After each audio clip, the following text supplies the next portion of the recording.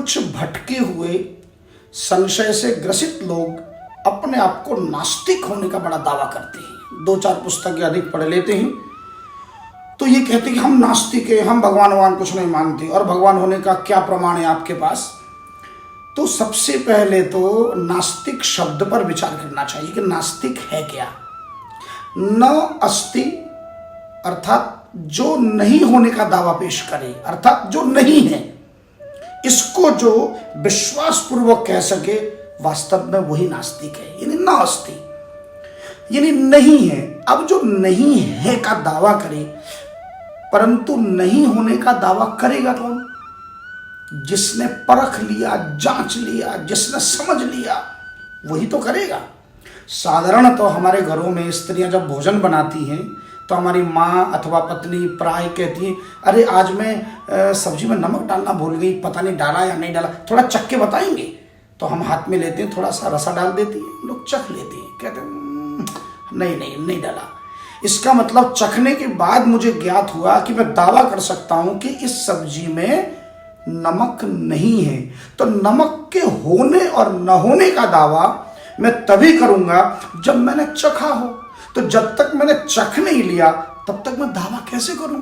ऐसे समस्त ब्रह्मांड को जो चलाता है, ये सूर्य, चंद्रमा, ग्रह, नक्षत्र, तारे, वृक्ष, लता पता, ये नदी, ये समुद्र, ये सारा ब्रह्मांड जो क्रियाशील है, इसके पीछे कोई ना कोई शक्ति तो है।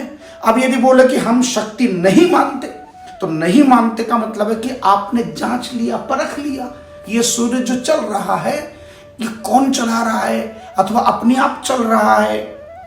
आजकल के वैज्ञानिक लोग भी बड़े दोगले किस्म के होते हैं। इन दो बातों पर, एक बात पर नहीं टिकते। कभी तो कहते हैं कि विज्ञान में कार्य बिना कारण के कार्य नहीं होता, बिना ऊर्जा के, बिना एनर्जी के, बिना शक्ति के, बिना फोर्स लगाए कभी कोई कार्य संभव ही नहीं है। और दूसरी तरफ कहते हैं कि नहीं, ये तो सारा संसार ऑटोमेटिकली नेचर है, नेचुरल है, अपने आप चल रहा है। अरे मूर्ख हो, एक बात पे तो टिको, या तो अपने आप चल रहा है बोलो, या फिर बोलो कि फोर्स चाहिए। तो फोर्स चाहिए तो फोर्स लगाने वाला तो कोई होगा ना। कितना भी बड़ा सॉफ्टवेयर डेवलपर हो जाओ, कितना भी बड़ा रोबोट्स बना लो, पर उसे ऑपरेट तो कोई मनुष्य ही करता है ना।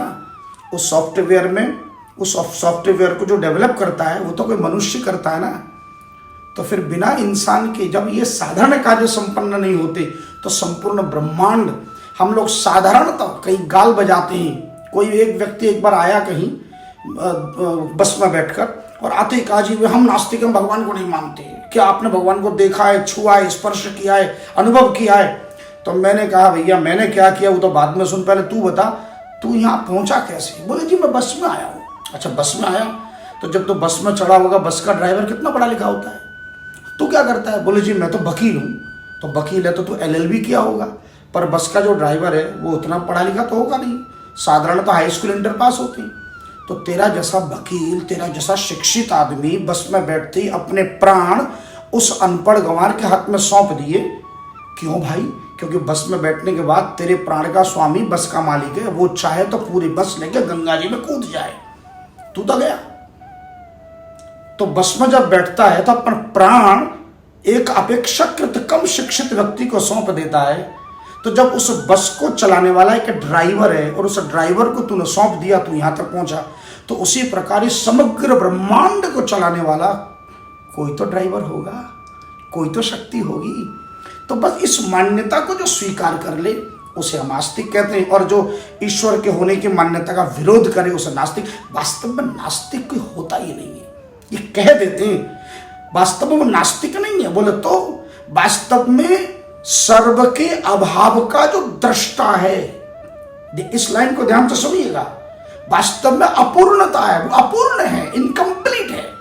सर्व के अभाव का यानी सब में कुछ नहीं है। नास्तिक होने के लिए आपको ये उद्घोषणा करनी पड़ेगी, ये खोज करनी होगी कि पृथ्वी, वायु, जल, अग्नि, आकाश में कोई सत्ता नहीं, कोई ईश्वर नहीं, कोई भगवान नहीं।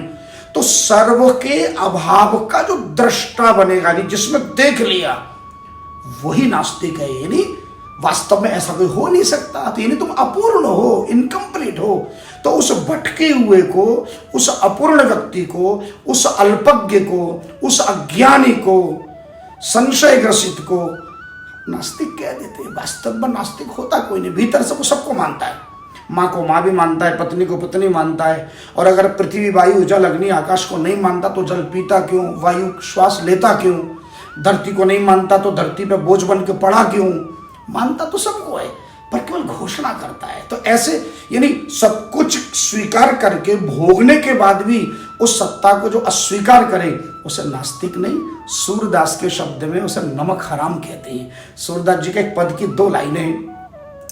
मौसम कौन कुटिल खल कामी, जातन दियो ताही बिसरायो, ऐसो को नमक हरामी।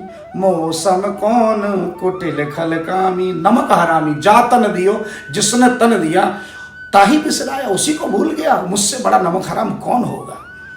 तो भैया नमक हराम हो सकते हो, नास्तिक नहीं कहना अपने को। तो इस विषय में एक उदाहरण प्रसिद्ध है। किसी कक्षा में एक शिक्षक ने बच्चों को पूछा कि क्या तुमने भगवान को देखा, भगवान को स्पर्श किया, भगवान को तुमने अनुभव किया। तो बोले जी नहीं किया। बोले इसका मतलब सिंपल थ्योरी है कि देयर इज नो गॉड, भगवान नहीं है।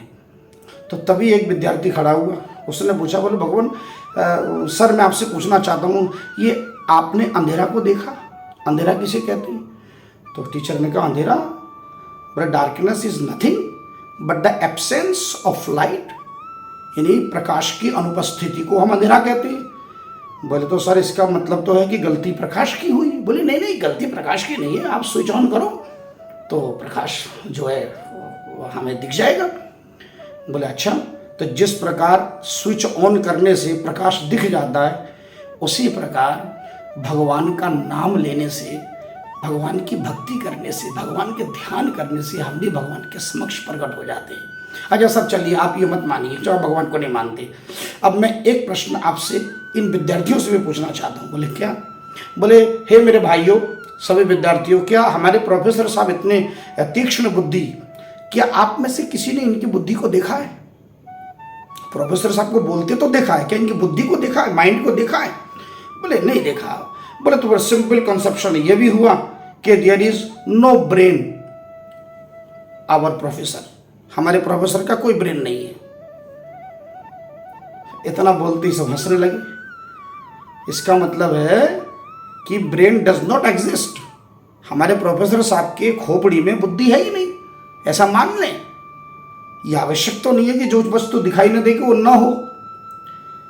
देखिए आस्तिकवाद की सबसे बड़ा प्रमाण यह है कि भगवान इस धरती के न केवल कण कण में है, पर जो साकार ईश्वरवाद की साधना करते हैं उनके लिए प्रमाण के 4 स्रोत बताए गए हैं: प्रत्यक्ष, अनुमान, ऐतिह्य और शब्द प्रमाण। तो शब्द प्रमाण के रूप में हमारी यहाँ गीता, भागवत, रामायण और हमारे वेद उपलब्ध हैं। और प्रत्यक्ष प्रमाण के रूप में वो सब लीला स्थली जिनका वर्णन है वो सब है। गोवर्धन पर्वत उठाया, पर वो गोवर्धन आज भी स्थित है। भगवान श्री राम 14 वर्ष के लिए वन में गए और जिन मार्ग से होते हुए, चित्रकूट से होते हुए भगवान दक्षिण भारत को गए, आज भी वह चित्रकूट नाम का नगर है। आज भी उन्होंने स्थानों का वर्णन जो हमारे रामायण में है, वाल्मीकि रामायण में, तो प्रत्यक्ष भी है, ऐतिह्य भी है और शब्द प्रमाण भी है। तो हर प्रकार से प्रमाण है। अंत में चलते चलते इतना ही कहूँगा, भैया नास्तिकता का ढोंग रचकर अपने को कृपा से वंचित मत करो, अन्यथा साक्षात नरसिंह भगवान के गोद में भक्त प्रहलाद जब बैठे तो उन्होंने एक श्लोक स्तुति के समय कहा कि बालस्य नेह शरणं पितरौ नृसिंह नार्तस्य चागद मुदन्वति मज्जतो न। इन्हें डूबती हुई नाव आपको बचा नहीं सकती, नाव कभी नहीं बचा सकती। और माता पिता भी सगे अपने बच्चों को मरते हुए अथवा रोग से बचा नहीं सकते। और केवल दवा, औषधि केवल किसी रोग को रक्षा नहीं कर सकती जब तक भगवत कृपा ना हो, जब तक भगवान की उनकी मर्जी ना हो। तो जब तक भगवान के सम्मुख न हो, और भगवान का ये वचन है कि अभयम सर्वभूतेभ्यो ददाम्य तद व्रतम मम, कि एक बार जो मेरे शरण में आ जाए मैं उसे अभय प्रदान करता हूँ। तो यदि भगवत कृपा चाहते हो, ये ढोंग और पाखंड का बात छोड़ो, नास्तिक बात छोड़ो और भगवान की शरणागति ग्रहण करो, नाम की शरणागति ग्रहण करो। जय श्री राधे।